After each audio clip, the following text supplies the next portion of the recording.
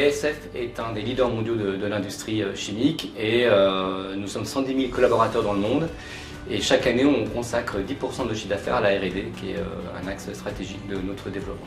Le biosourcé est assez stratégique pour BASF. BASF déjà s'est engagé à atteindre la neutralité carbone en 2050.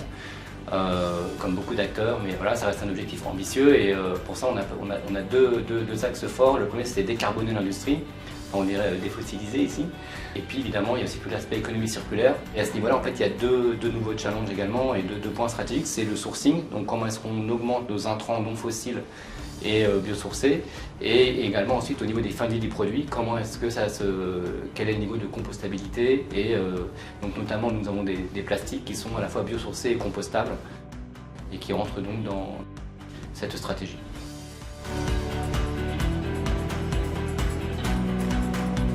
Le biosourcé est clairement stratégique, donc on l'a vu avec France Relance, etc. Donc c'est un axe stratégique de développement et de souveraineté, que ce soit au niveau industriel et au niveau en ancrage européen et aussi français. Donc c'est une filière qui en plus suscite beaucoup d'intérêt et beaucoup de financement et beaucoup d'innovation. Donc clairement il y a de l'avenir, et puis dans le contexte actuel de développement durable, c'est inévitable quelque part. Donc là je pense qu'il y a à la fois un travail d'investissement et de recherche à faire, et puis un travail de communication et pédagogie à faire auprès du consommateur final.